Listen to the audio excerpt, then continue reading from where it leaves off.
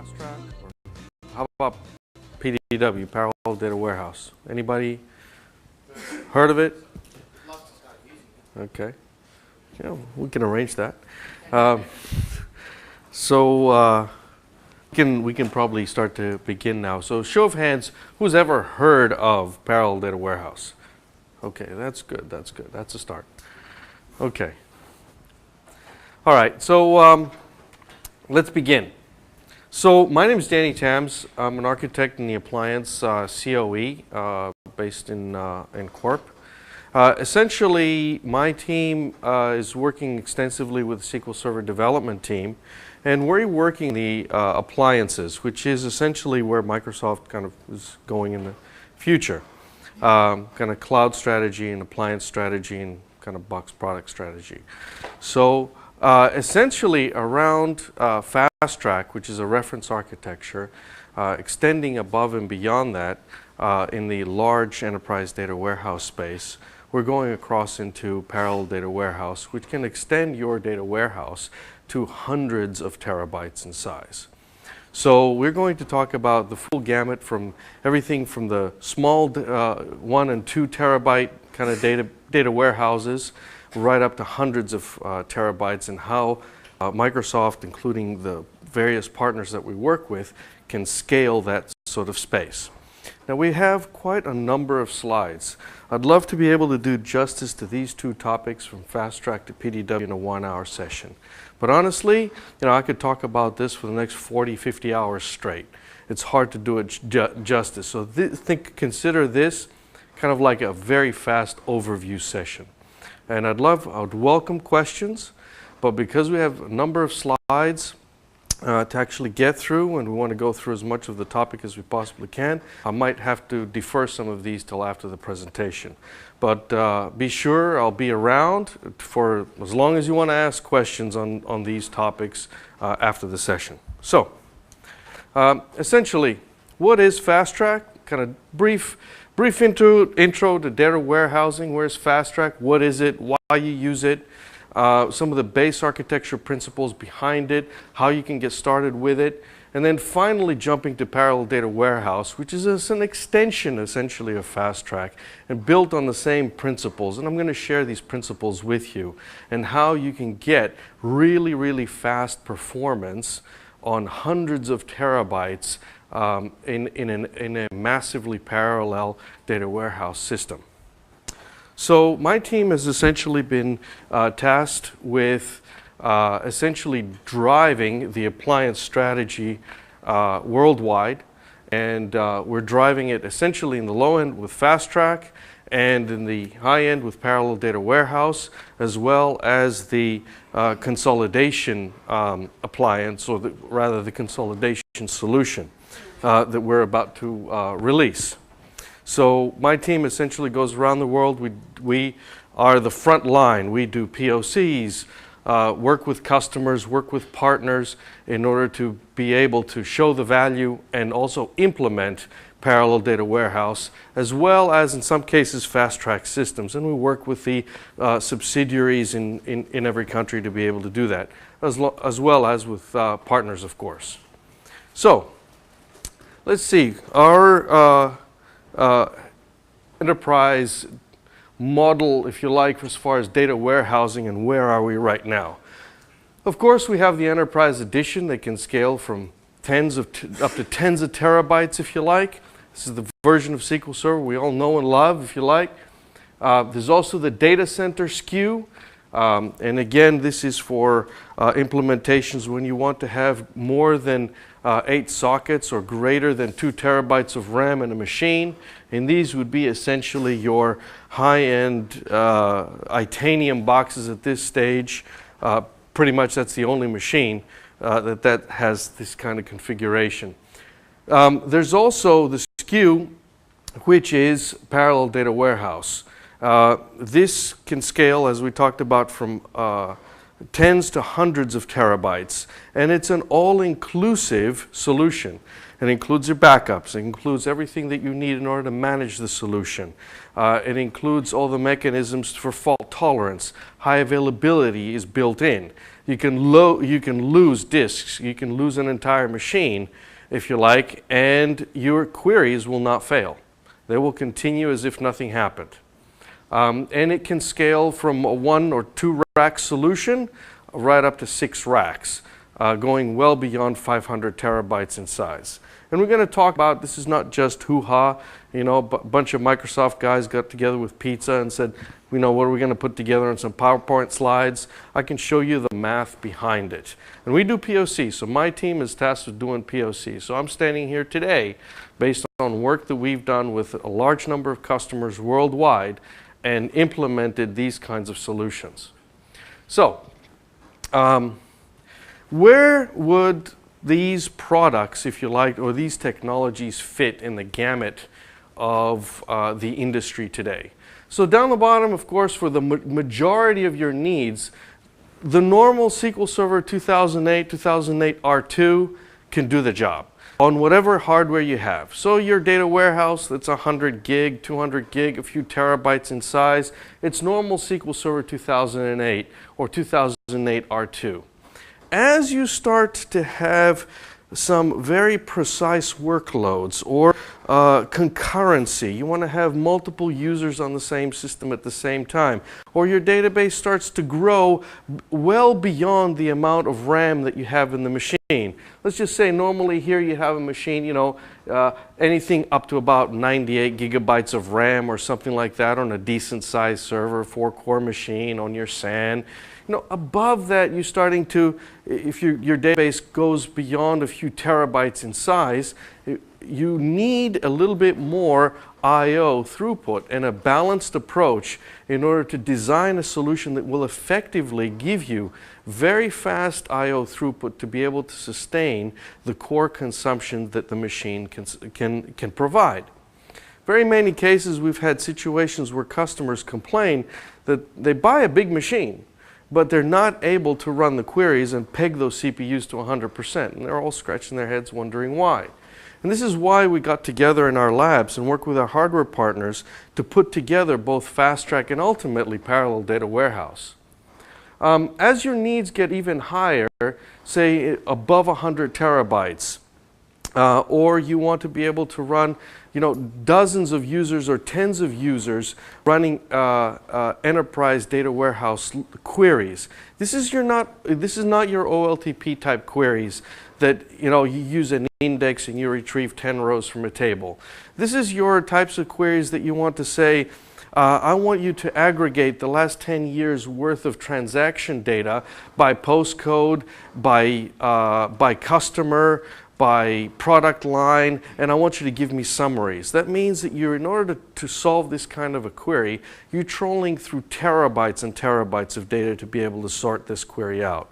Normally, even on an SMP solution, this potentially could take hours. Parallel Data Warehouse can give customers the ability, or the edge essentially, gosh, this really creaks, gives customers the edge to be able to solve problems that would normally take days in order to solve, and reduce that time down to minutes or multiple minutes, because we're talking about decision support type queries. So yes, you know, a common question I get is, well, we can build analysis services cubes. What's wrong with that? There's nothing wrong with that. That's great, as long as you have the time to do that. If you want to have the ability, and where the industry is going right now and where customers are going and what customers are asking for is a lot more in the space of real-time BI. I want to be able to load my data, and as I'm loading my data, I want to be able to query it. I don't want to have to load my data and then go through all the staging processes before I start to query it. I don't want to have to sit there and build a cube overnight, because it takes 8 hours or 10 hours in order to build that cube, before my analysts can come in and start writing their models and writing the third-party tools to be able to query that system. So that's where Parallel Data Warehouse really comes into its own. And right at the top is essentially the ultra high requirement kind of environments where you have a large number of both either internal or third-party solutions. You want to have the flexibility to run complex loads that can only run on SQL Server, as well as having your enterprise data warehouse that you can retrieve data from in a very, very fast rate and be able to capitalize on your existing investment in SQL Server. Let's just say that you have a large number of SQL servers already that you use for your data warehouse or portions of your data warehouse. You can still use that, and that would be in the top pinnacle of customers and requirements. This is well past the hundreds of terabyte mark, where you want to do specific analysis, where, for example, the HR department doesn't need all the data from the entire repository. They need to get their specific feed for whatever analysis that they want to do.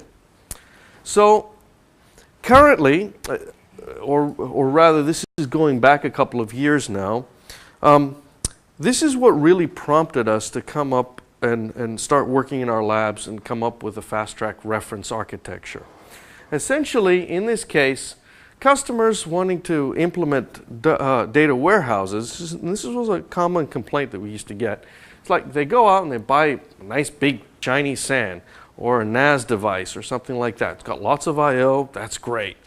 And then they attach a nice big server to it and kind of hope for the best, right? Because, or you go to your SAN vendor internally within the company and say, well, carve me up a couple of terabytes of disk, and that's it. There's no question on performance. And the issue is that the SAN really can only output at a rate of 2 gigabytes per second. Because, why? Well, the disks were set up that way. It was set up with RAID 5. It was 1 HBA instead of 4 HBAs. It wasn't set up with the appropriate queue depths. The firmware wasn't up to date. It was a myriad of different things. And essentially, what we're finding that the server that you've purchased can run and consume data at a rate of 16 gigabytes per second, right? And there's real servers out there that do that, and actually substantially higher than that too. But your SAN can only deliver at 2 gig a second. Well, the result is that when you run your query, your CPU utilization will not go over 5%, no matter what you do. So the immediate, when your data is cached, sure, you'll have a spike as you consume that cache in that machine, in that server, and then boom, it'll hit the floor. And then for the next 2 hours, it'll sit there chugging along, and everybody's going to be scratching their heads why their reports are taking 4 hours when normally they should be taking a couple of minutes. So if you look at the different parts of the underlying plumbing, right? Now imagine your customer running your query is kind of standing out here. So between them and the data, there's all this plumbing in between. So where's the problem? Is it the CPU cores? Is it something to do with the bus? Is it the configuration of the HBAs? Is it the fiber channel switch? You know, when you go to the SAN, if you imagine a big line here, there's a SAN behind here. When you go to the SAN guys and you ask them, is there anything wrong with the SAN? The answer is always, there's absolutely nothing wrong with the SAN. The SAN is perfect. The problem has to be with your server, guaranteed. And then you either get stonewalled, or you then go through, you try and ask some further questions, and it becomes all too difficult and too political, or we don't know how, or we don't need to go out and buy some tools, or we need to hire some expensive consultants, and off you go. Now, 4 months later, you might actually resolve the problem. That's fine. But now you've just added 4 months to your release cycle for your project. So underlying here, there's a whole science of how you actually set your data up on the actual SAN itself. So we got together with our hardware partners, and we applied essentially, we got a team, the appliance engineering team. We worked on a particular workload because we know that decision support queries have a certain type of a profile. You're not your OLTP queries that you retrieve 10 rows from the table and do some summations and that's it. In order to solve these types of queries, you're looking and trolling through billions of rows, terabytes of data. We know the architecture. We know SQL Server can handle that because in the tests that we've done, and also in the legacy the SQL Server has, we have eliminated the performance bottlenecks within the engine. SQL Server will drive your CPUs to 100%, right? We've seen it done, we can do it, it's reproducible. And then finally marrying the software and the hardware best practices together. And essentially that's really what Fast Track is all about, is a balanced system approach. So that when you start to run your queries on this solution, your queries are not going to be limited by the speed of the HBA. They're not going to be limited by the performance of those disks. The disk subsystem and the I/O subsystem and the network and everything around that is going to be able to sustain and fill those CPUs with enough data to keep them fully occupied at 100%. Because when you have a large query against a large data warehouse, you want to drive those CPUs to 100%. If you have a 32-core machine, you want to run that query, you want to see all those cores go up to 100% within a few seconds or a minute or two. That query finishes and it all goes back to zero again. If you want to run a concurrent load, you can even go through and implement resource governance and things like that. All that stuff is out of the box. Fast Track is and I will use these definitions a little bit often, so I'm going to define some of the terms here. Fast Track is a reference architecture. Reference architecture means that it is a combination of hardware and software best practices. We publish this. We publish this in a white paper. You can the white paper. You can in fact go through, buy your own hardware should you wish to do that, and build your own Fast Track implementation, or at least use the principles.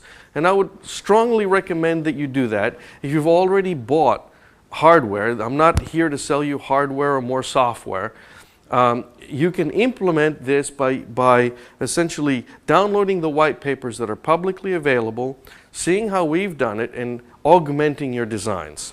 However, for some customers, they want an all-in-one solution. I want to go out and I want to buy a piece of tin that has all the software on it, pre-configured, more of an appliance kind of solution. And then our hardware vendors can make that happen, essentially, with a series of these best practices, so that when you get that experience where, for example, with HP, we work on a program called HP Factory Express. They can ship you out a machine, for example, that has all of SQL Server installed on it.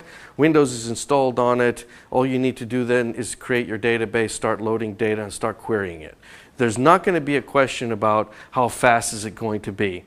We will give you public documentation that tells you what I/O rates to expect out of this solution. So it's not a question of, okay, well, I'm running my query and I can't get the CPUs over this percentage, or I can't get this predefined I/O. If you're not getting this I/O, there's a problem. And hey, Microsoft will work together and help resolve that issue. It's not a situation of, oh, you know what, you didn't buy the right HBA at this time, or you don't have the right firmware. It's a kind of package solution. So the balanced systems will be able to ensure that you don't have underlying bottlenecks that you haven't thought of. A reference architecture, as I said before, is a configuration developed in conjunction with hardware partners using this method, and it's the best practices of hardware and software. And this is specifically for relational database only, not analysis services, IS or RS. So the scope of both Parallel Data Warehouse and Fast Track is essentially in the relational space. It uses a dedicated SAN that's specifically configured for that kind of a workload. Around that, you have your normal workloads, which is analysis services, reporting services, or your data mining, whatever you want to have around that. And we work with a large number of vendors to be able to support this. This is not only one vendor. And I mentioned here this Fast Track 2.0 and 3.0. 3.0 is fairly new. Fast Track 2.0 has been around for some time now. And again, obviously we work with a number of vendors to be able to support this. Strongly recommended if you're buying new hardware, definitely go for Fast Track 3.0. It's substantially faster, obviously.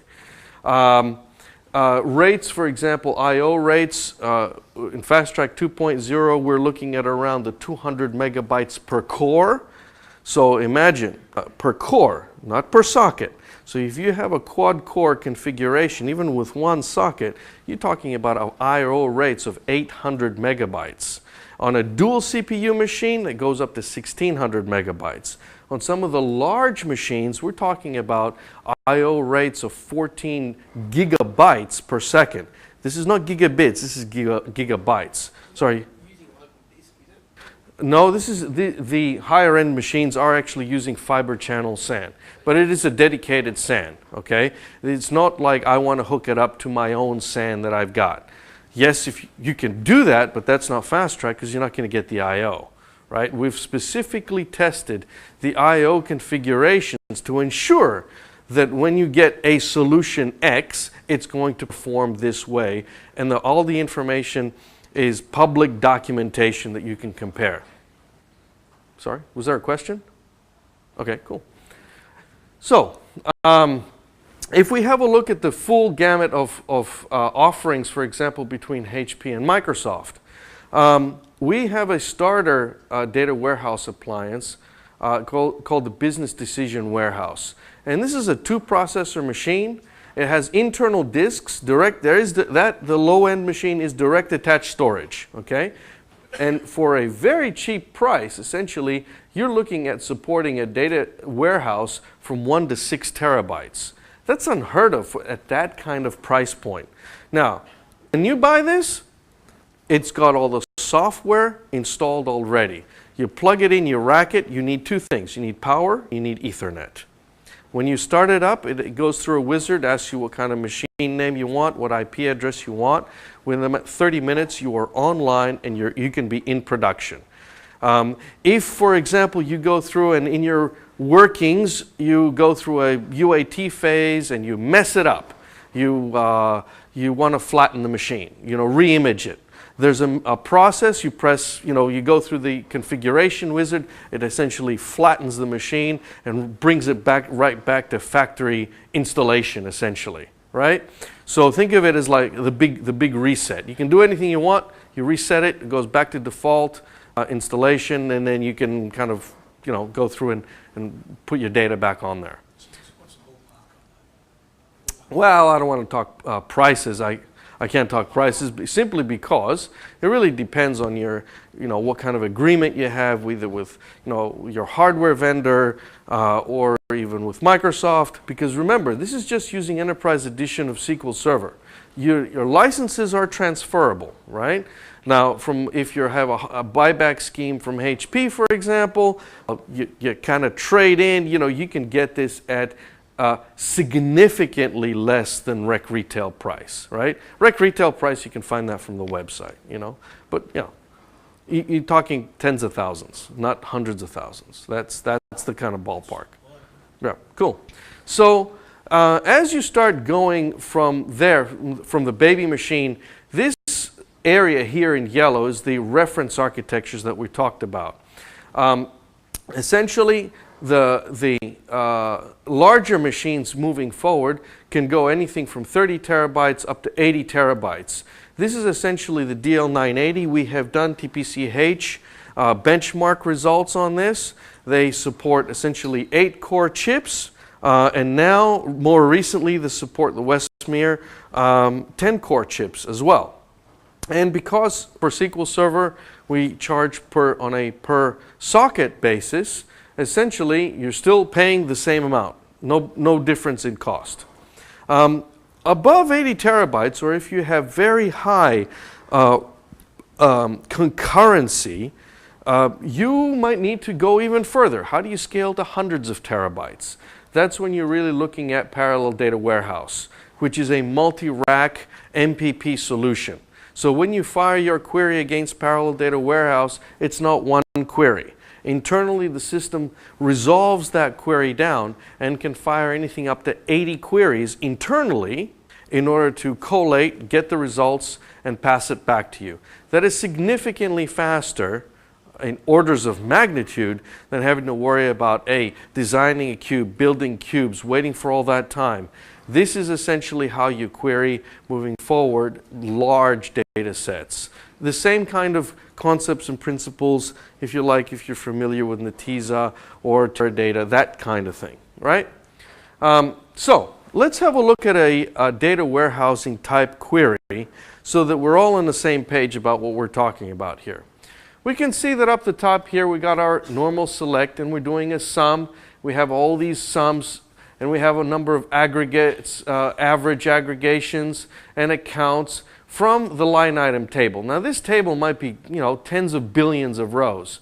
Now you note there is no where clause here and there's a bunch of group bys and order bys. Now normally, if this was a 10 terabyte database in an SMP configuration, that would take some time, right? If we look at the execution plan, we can see that 92% of the cost is in the clustered index scan. And because there's no where clause, well, guess what? Well, it's going to scan the table. So most people say, well, okay, how do you make it go faster? Well, I know. Let's put an index on it. Well, I'm sorry, but in this case, it's not going to help you because it's scanning the whole table anyway. So that's not going to help. So, that's where you need essentially the grunt of both SQL Server and the best practices around how do you tune and configure that as long as with the hardware. What we've done is we've taken the TPCH benchmark when we've produced our figures so that, again, it's a public benchmark. You can download all the information around that and essentially measured the I/O that a core can consume. And from that, essentially built the rest of the architecture around that. Because if you know that a specific core can consume around about 300 megabytes per second, and the 300 megabytes per second can vary, obviously, by model. It can vary by manufacturer as well, okay? Versus AMD versus Intel, Dell versus HP, Cisco versus HP, etc. So this can range anywhere between 200 to 300 megabytes per second. But all that information is essentially published. Then, essentially, knowing that, you build the rest of the system around that. Like what kind of HBAs do you need to support that? What kind of disk subsystem do you need? What kind of fiber switch do you need? How do you configure your fiber SAN and so on and so forth? So from that, we were able to determine the number of controllers. From the number of controllers, the minimum disk size and disk spindles that we need in order to support that I/O throughput rate, leaving enough room for TempDB and your staging databases. And so that's why we were able to come up with a configuration knowing that on certain types of storage enclosures, each disk or each LUN can give you 300 megabytes per second. And that's measurable, using SQL I/O or even queries against the SQL Server database. Then obviously the fiber switch can give you 2 gigabytes per second because each one of those storage processors can give you 500 megasecond. This is known. This is not theoretical. We did this in a lab under real conditions. And therefore, we have enough I/O here to actually saturate 2 quad-core chips because they'll need approximately 2 gigabytes a second to run. So how do we scale this out to larger machines? So if we know that this is the configuration of 2 cores, of two sockets, then essentially we can say, okay, we can go from that to a larger configuration because we know that the fiber switch can handle it, and then finally the full implementation. So if we look at this as being, for example, the DL980, which is essentially an 8-socket machine, well, okay, it has actually 8 core chips as well. The storage processors, the HBAs, the configuration around that has all been aligned to be able to provide the very fast I/O throughput that you need. This information is published in reference architectures. You can get that from HP. You'll actually read it. The thing can do 14.7 gigabytes per second of I/O. That's measured. And when you implement it, test it. And if it doesn't work, they'll make it work, and we'll make it work. That's because this is all known information. So I want to include some best practices because we've done a whole lot of POCs around both Fast Track and Parallel Data Warehouse. So essentially, when you create your database, you create one LUN, you create one data file per LUN. And the reason for that is because when you fire your queries, you want it to multi-thread. That's the whole idea. So if you have a 32-core machine, you want it to actually spin up 32 cores, max out those 32 cores to 100% to get the maximum I/O. The other thing that you want to be very careful about is essentially reducing fragmentation. And, sorry, what was that? Was that 30 minutes or 10 minutes? 30, beauty. Okay. So, essentially, what we've got here is this is how you would configure your production database. Now we have wizards and spreadsheets that you can use in order to size a fast-track solution.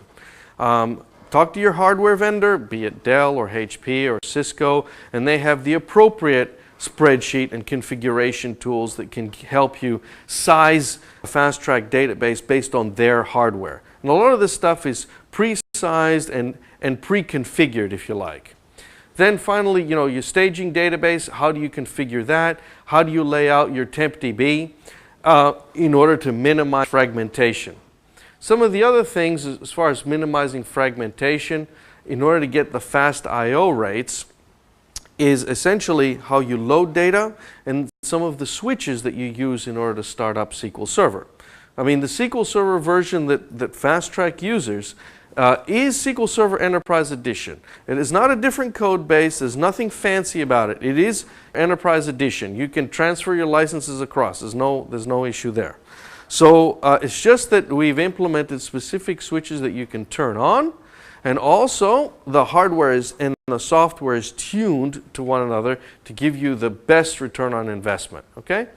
So some of the options that you would need to consider is the -E startup switch. When you create an index, set it up so that it does sort in TempDB. That means that you're not actually doing the sorts within your own database when you are in fact going through and creating that index. Why? Because it causes fragmentation. Fragmentation, remembering that the only way that you're going to get the very high sustained I/O throughput is essentially not doing random I/O, but doing sequential I/O. The biggest enemy to sequential I/O, essentially once you lay down your data, is fragmentation and avoiding fragmentation. Okay? So, if we look at inserts into clustered indexes, for example, there's a very big thing to know, like when you're loading in data in multiple batches. Either load it up in a batch size that you know can fit in memory and you can sort it, or set the batch size to 0 so that it does the entire batch in the entire set of data in one hit, sorts it either in TempDB or in memory and before it lays it out on the disk. Because when you have the second batch come through, unless you do that, you'll start going to introduce interleaving. Now when you're scanning this, essentially read ahead comes along and it will scan this, and now essentially because read ahead can go at a maximum of 2 megabytes per I/O as far as your reads are concerned. Now 50% of that is wasted because these are different data that is out of order that you don't necessarily need. So if you wanted page 31 and then page 32, well, you're really skipping 36 and 37. You don't need all that. That affects your total throughput. The other thing too is that in Fast-Track as well as Parallel Data Warehouse, all the data is compressed, right? And that gives you the ability to essentially get the throughput that we're promising in the PDFs and the public documentation. With compression, you will actually get higher throughput rates than without compression. To be able to compress and not compress that data in memory is substantially less cost than retrieving data off of disk. And the disk configurations that we're using is essentially disk configurations that most people would say, wow, this is not enterprise SAN, but this kind of SAN configured in this way will give you both the high availability that you need as well as, really blazing performance. So, some of the other best practices, we talked about batch size of 0. You can also use a two-step process where you load it into a staging table, you do your sorts, and then finally put it into your final production table. There are commands to actually be able to check your fragmentation and do a defrag. Be very careful about that sort of stuff. You don't want to introduce extent fragmentation. Again, I think you can download this PPT. One of the obvious ones is to avoid auto-grow. That causes fragmentation everywhere. And that slows your data loads. That can cause problems for you. Now, moving across the Parallel Data Warehouse. Parallel Data Warehouse, think of it this way, uses the basic principles that we've just talked about, which is a balanced approach. In FastTrack, the reason it's so fast and the reason that it doesn't have bottlenecks is because we've balanced the disk I/O subsystem together with what the cores can consume. Now imagine that you're taking this and you're multiplying this by 10 or by 40. Right? 10 is the minimum configuration in Parallel Data Warehouse. You have a 10-node MPP solution. So when you fire your queries, essentially they get broken up. Internally, we handle all the plumbing and all the mess and how to actually go through and do that. And you just get the results back. Now you can scale that up to 40 nodes. And that's your 6-rack configuration. So let's go through that. So as data warehouses are maturing, essentially where customers are having bigger and bigger and bigger data warehouses, far in excess of what even a single SMP configuration can currently be able to query in a reasonable amount of time. And that's why we've produced Parallel Data Warehouse. You'll see we talk about a compute node, and that's married to a storage node.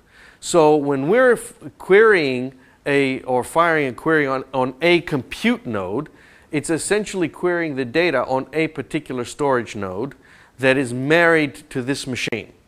Now, imagine that there's many of these, dozens of these. So we can essentially stripe the data on each one of these in an ultra shared nothing configuration.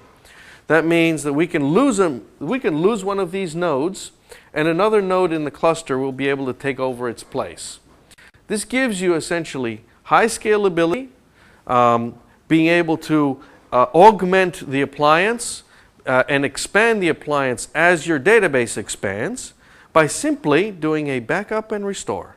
You want to go through and you want to buy the base configuration, that's fine, you implement that and your data warehouse increases in size, and you can then go through and slot in an extra machine. Backup and restore, it automatically goes through and realigns all the data.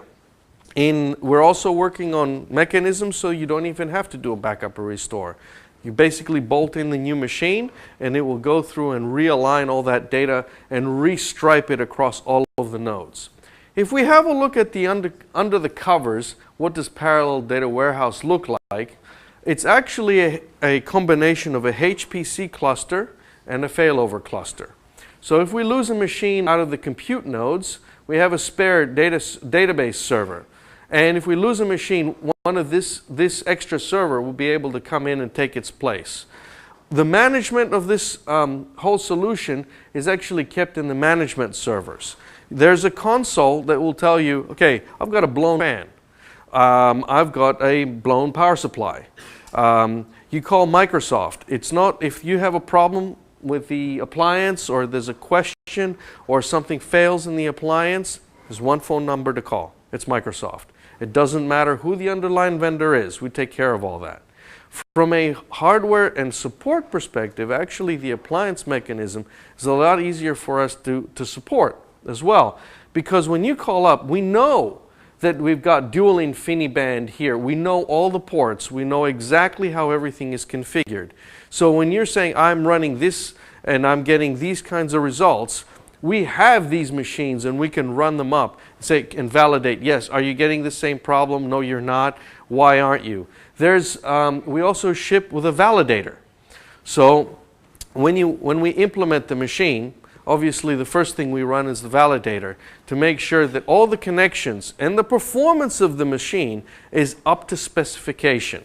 And this measures actually the I/O throughput and the memory throughput and the CPU power of each one of these nodes and every bit of the machine to make sure that everything is apt to spec as it was shipped. Now, 6 months down the track, you can rerun validation. You can run it every day if you want, just to make sure that there's no problems with it or you want to check something. Again, the management services essentially hook into the underlying Insight Manager controls that are set up on all of these HP servers. So they can give you a comprehensive view over the entire appliance. I've got a dead disk. I've lost a storage network. I've lost a HBA. I've lost the backup node. All it is then is basically, I'm getting this error code. Okay, that's fine. Or tell us when you can let an employee in, and they'll come in with a new spare part and they'll slot it in. The same thing goes as far as applying updates. In Parallel Data Warehouse, we've introduced a new concept called appliance updates. Now, in normal Windows and SQL Server, it's service packs and hotfixes or feature packs. An appliance update is essentially a feature pack and a service pack rolled into one. And so when you get that, you get the latest fixes and the latest updates as well as the new features. Because as we keep adding to this, we give you the ability to augment and improve functionality with these appliance updates. So we arrange with you, either you can download and apply it. In some cases, of course, this machine might not necessarily be connected to the internet. We can arrange, come on site with the CD, and we can do the appliance update for you. This is all based around the mission critical tier 1 support. Because if you have a data warehouse that is hundreds of terabytes in size, well, obviously you're not talking about downtime. Downtime starts costing serious dollars, right? So we work with you in order to, and we provide an SLA around this as well, as far as when you call us up, how long it takes for us to respond and start working with you on the various issues. So, some more about the hardware architecture, and I'm going to go through and talk about the software architecture in a moment as well. So the client drivers, when you start querying Parallel Data Warehouse, all the client drivers essentially communicate with the control nodes. The control nodes essentially have a copy of SQL Server under the covers. You never actually get a chance to see this or tamper with the underlying nodes or see the actual databases by themselves. You treat this as an entire appliance where you essentially create your database, and essentially a Parallel Data Warehouse does all the underlying plumbing about how it lays it out on what disks on the other nodes and how it's actually distributed. So when you create database normally in SQL Server, you have to say, okay, my data file is going to be on this drive, and my log file is going to be on this drive, and so on and so forth. In Parallel Data Warehouse, that doesn't exist. You basically just tell it size of replicated data, size of distributed data, size of your log. That's it. We worry about the rest. All the management and data center monitoring is built into these management servers. We're also releasing a SCOM pack, so if you want to integrate that with your enterprise-wide SCOM servers, that's available as well. So for the management, customers want a specific, because we're talking an appliance, everything has to be included in the appliance. So all the management, being able to do a backup, being able to do a restore, being able to do all your checks, being able to see all the status of both software and hardware. Software and hardware is done from the management servers. If any job fails, you'll be able to check it out through the management console. Now, you don't log into these management servers. There's an admin tool, which is a web UI. You log into that. It has the ability to reach into the various areas within the appliance to be able to see, to tell you what's going on. The landing zone is where you load data. We'll go through some of the definitions formally in the slide. I'm getting a little bit ahead of myself here. So essentially with Parallel Data Warehouse, if you do an analysis of cost per terabyte to support that, between Parallel Data Warehouse and some of the other large database vendors out there, you'll see that the cost per terabyte for this solution is actually quite low. In fact, lowest, simply because we have worked very well with our hardware partners and also with our engineering labs to essentially put together a software-hardware solution that is sold essentially as a package to solve this business, XYZ business problem. As a telco or whatever. Imagine in your industry if you were able to go through and produce results in 1/10 of the time that it's currently taking. Normally, developers would sit there, create the report, couple of weeks later be able to release that report, you execute that report, it takes some time, and then finally the report results come back. If you're the business analyst and you need to tweak that report, then you go through that whole process all over again. With Parallel Data Warehouse, it actually brings the user closer to the data. And if you run the wrong query, that's fine. In a minute or two it'll be finished, you can tweak your parameters, run it again. And so it provides essentially a dynamic mechanism for you to do to mine essentially vast amounts of data. Because like in mining, for example, or in telcos, data is measured by the pallet on tapes, right? That much data. So in a lot of these cases, you really don't know what you're looking for. So when you have that much data, your queries are not going to be well structured and formulated queries because, well, you don't know what you're looking for. So you're running all these different permutations. If each one of these permutations takes you 2 days to execute, that's a slow process. If it takes you a minute or 2 minutes or 3 minutes to execute, that's a lot more dynamic that you can produce results with. So what is a compute node? We kind of talked about it. It's essentially the engine that does the actual queries. Data, when you load data into the appliance, how does it get distributed? Well, if we have a fact table, obviously that table gets distributed, essentially striped across all of these machines. And there's a process, and it's an internal process that you don't have to worry about. You don't place the data on each one of these machines. We do. That's all part of the secret sauce, if you like, that does that. That's part of the product. The dimensions are essentially copied and kept in sync, and we have ways and means of doing that. Again, the secret sauce, part of the product that actually keeps all these tables in sync. Now, around Parallel Data Warehouse, it integrates with the rest of the Microsoft BI stack, with Master Data Services, or Power Pivot, Excel services, all the drivers, ADO.NET, or your OLADB, ODBC, and you can run queries against that. The control nodes and client drivers, these drivers are essentially specific drivers for Parallel Data Warehouse. So basically, you get those when you get the product. That is essentially applied. They can be applied or installed on your client machines. Typically, you have a small number of users in a department doing analysis or data analysis that would need this. So from a security perspective, we've gone through and done full penetration testing.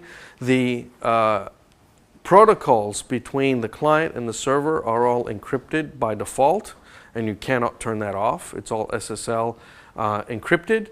And essentially, when we get the query, we create the execution plan within the control node and then execute that against all of the other servers within the appliance. Now, normally, you don't see what's underneath or within the other appliance, with the other parts of the appliance.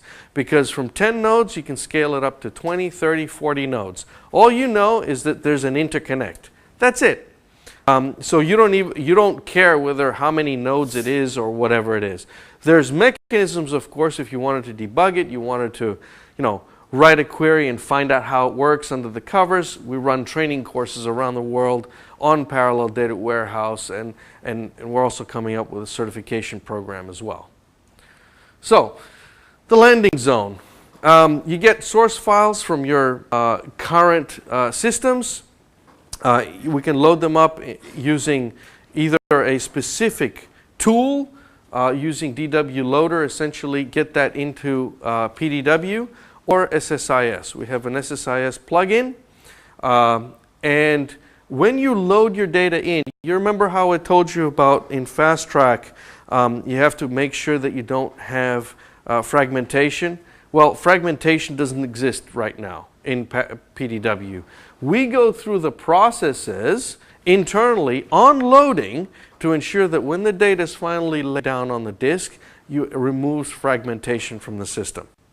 So that they have a multi-step process in being able to do that. One of the other advantages of PDW against some of the other database vendors is essentially you can be doing a load and querying your data at the same time. When you do a backup, it's an online backup, not an offline backup. When you do a backup, it does not degrade the performance of your queries. When you're doing a load of data, it does not degrade the performance of your queries. We've designed it in such a way to be able to host, tens of users, dozens, many users, essentially, in a concurrence in a concurrent state. So it's actually more like hundreds. The backup node. When purchasing Parallel Data Warehouse, there's one decision to be made. How big do you want your backup node? Because your backup node is where your backups happen. And we back up essentially to the same machine, and there's a reason for that. It's performance. If you have a 500 terabyte data warehouse and you want to do a backup, and your data warehouse, you're backing up, say, Tivoli or something like that at a rate of, 200 megabytes a second. It'll take a month. So realistically, the backup node has all of the underlying hardware to be able to back up this database online at a very fast clip. If you lose a node or if you want to do a restore, we don't do a restore of one node. We restore the entire database on all nodes. It's just as fast, whether you're doing the work on one node or you're doing the work on all the nodes. The system is designed as a massively parallel system using HPC cluster under the covers. So, the management node, we talked about that. We have our own Active Directory within the appliance that manages the entire appliance. That means that it's secure. We have our own WSUS server, so if you want to, for example, download, connect it up to your internal WSUS server within your environment, it'll download the appropriate patches that are related to Parallel Data Warehouse. You can install your own antivirus software as long as it is data center approved and so on and so forth and certified for Windows Server. So there's mechanisms of deploying patches and updates, and we work with you in order to be able to do that. A bit more now about the software architecture. As you can see here, this is not your normal SQL Server. There's a couple of extra moving parts. So what happens on the top here, there's a number of tools, either third-party tools or Microsoft BI, analysis services, reporting services that can fire queries into PDW, into the control node. All queries enter the control node. Nexus is a query tool, kind of like if you remember the days of old with Query Analyzer or ISQLW. It's that kind of thing. We support queries using JDBC or OLEDB. If you want the JDBC drivers, they're available from a third-party vendor called DataDirect, but we supply all the other drivers to be able to connect to PDW. So when the control node gets the query, we break that down and distribute that to all of the compute nodes using the DMS, which is essentially the data movement service. That essentially takes care of both striping and multiplexing the data on all of the other nodes. And there's a process, it's a process that I can take some time and discuss with you offline, exactly how that works. And also passes the queries, splits up the queries and passes them to each one of the compute nodes.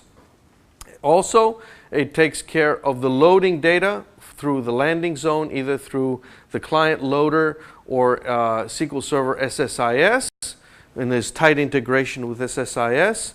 Through the DMS, think of it as these are services that run on all of the compute nodes and the control node that essentially goes through, funnels the data through, and is able to distribute that across all of the compute nodes. Data rates are, from testing that I've personally done, is around a terabyte per hour as far as load times are concerned. So, we also want to talk about the solution, which is really at the top of the triangle, where customers really require the most up-to-date, if you like, or comprehensive solution so that they can work with massive amounts of data. And that would be, for example, if you have mobile apps that are really tied to SQL Server 2008 or 2008 R2, and they can't directly connect to Parallel Data Warehouse. They're not certified for it, they're not written for it. We have a mechanism using FastTrack or other data warehouses, Microsoft, this is SQL Server, to be able to pass data to another SQL Server at a very, very fast rate using an InfiniBand connection. So this is all provided, there's the technology provided out of the box and the mechanisms of being able to do that. So this is essentially mechanisms to be able to support a distributed data and being able to build cubes off of that, being able to support Power Pivot, being able to support analysis services, being able to support your existing data marts and third-party tools, as well as keeping your single source of truth in Parallel Data Warehouse, your enterprise data warehouse essentially. Around that, you can also integrate master data services and the rest of the BI stack, typically known as the BI burger. And SharePoint, being able to query the cubes and reports and so on and so forth. Now, the hub and spoke benefits, you get the full SQL Server functionality. Right now, in Parallel Data Warehouse, because it is a distributed mechanism, distributed execution engine, there's certain things that we don't support. And one of those things is, for example, stored procedures.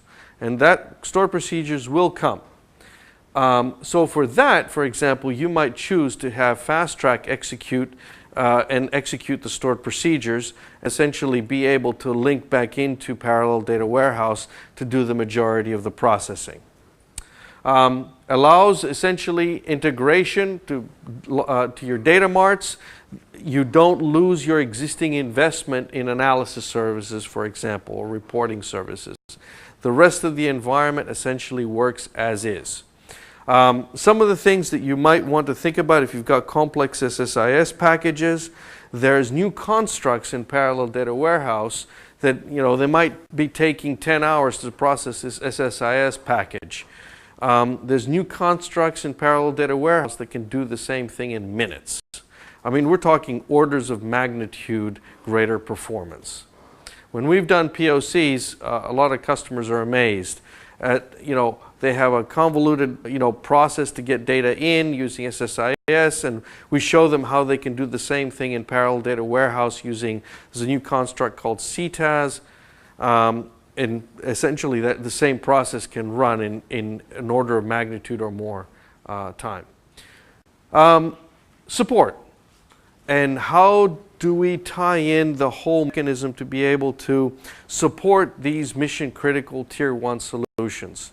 Well, there's two flavors. If you have a Premier agreement, we can support the solution under that. We also have software assurance plus Premier Mission Critical. Essentially, 30-minute response time for the engineer. There's a dedicated service engineer that will work with you to do proactive support, check the appliance, help you, if you like, give you best practices. Also, our team is a worldwide team, the Center of Excellence for Parallel Data Warehouse and Appliances. We work with you in order to essentially help you deploy your data warehouse and get the best value out of Parallel Data Warehouse for you. And plus, obviously, an escalation manager and incident visibility and so on and so forth. And there's an SLA around that. So it's not just, call us up and we do our best. There is actually penalty clauses around this SLA. So now I'd like to kind of take a break, ask you guys if there's any questions. I know we covered a lot, and I'm happy to take any questions. Shoot. With Fast Track and GR, you have two sites. Mm-hmm. What do you recommend, parallel data loads or using iSCSI replication? Okay. So for Fast Track, and the story changes on a vendor-to-vendor basis, there's two things. Firstly, Dell supports clustering, and so does HP. And if you're talking DR going across a WAN implementation, then my question to you is, how fast can you replicate those disks? What typically happens if you have a data warehouse that's 10 or 50 terabytes in size, you just can't get the updates across to the other side fast enough. And the same applies with Parallel Data Warehouse. The loads in the database are so big that you just can't, even with dark fiber, gigabit connections, get the data across. So in some cases, we would recommend for Fast Track either database mirroring, if that can sustain the loads. If not, it would have to be parallel loads on both sides. So you have a process where you load the data in on the first site, you do some validation checks, you go to the other site, and then you load the data in. You can compare, and then basically the next day, rather, you would do the reverse. Load it into the DR site and then load it into your main production site. So we've actually got customers that do exactly that because they have so much data and their links are already burdened because, even in the US, getting a gigabit dark fiber connection between two cities is not cheap. And it's even more expensive here in Australia.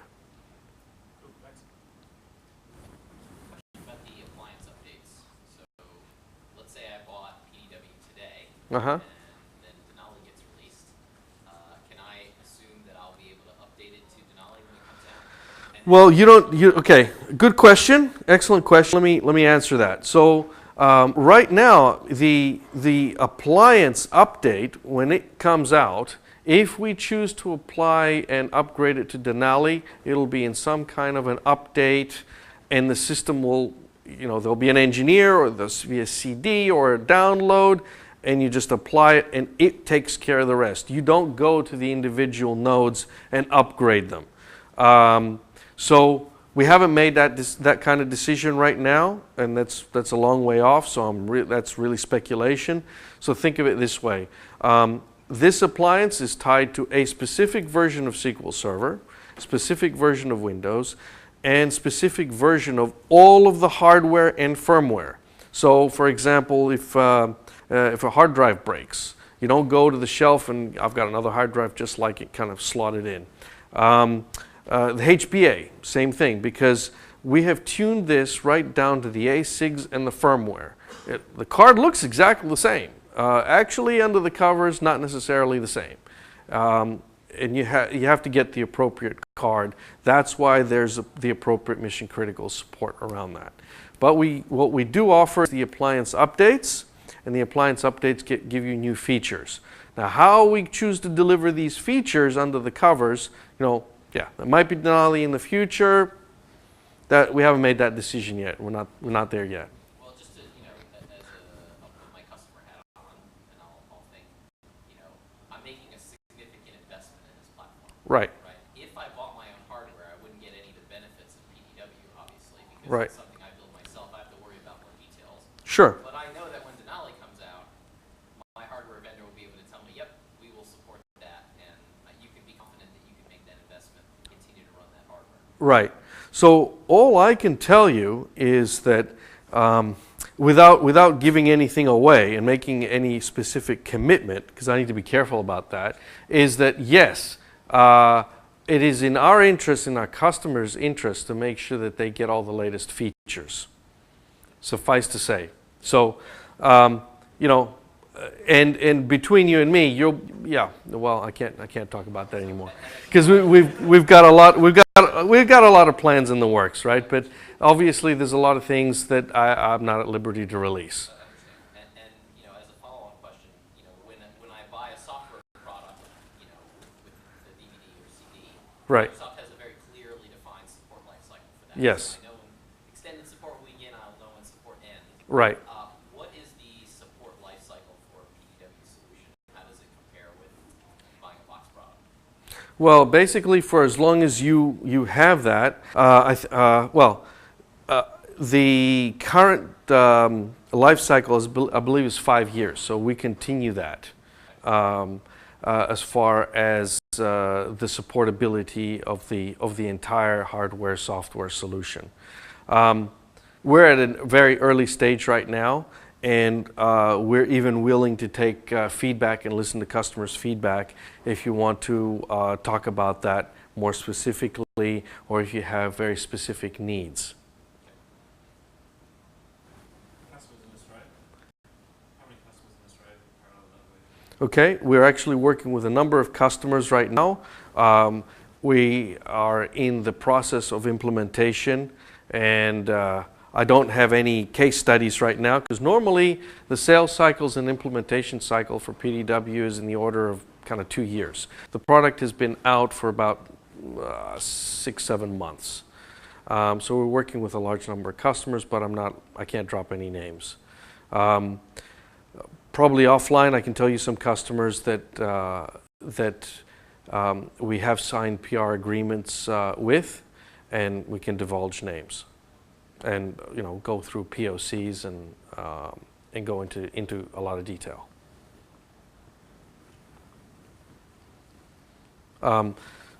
One customer I can tell you about, for example, is Merrill Lynch and Bank of America, because they have signed specifically a PR agreement. A lot of the times with Parallel Data Warehouse being tier 1 and giving customers essentially specific accounts the edge, they don't want to publicize it, because it gives them a specific edge over their competition. It's really bad for us, and we can't tell anybody else, but that's how it goes. Any questions? I'll be outside. You can, ask any questions you like. The more technical, the better. All right. I hope you guys enjoyed it. Thank you very much.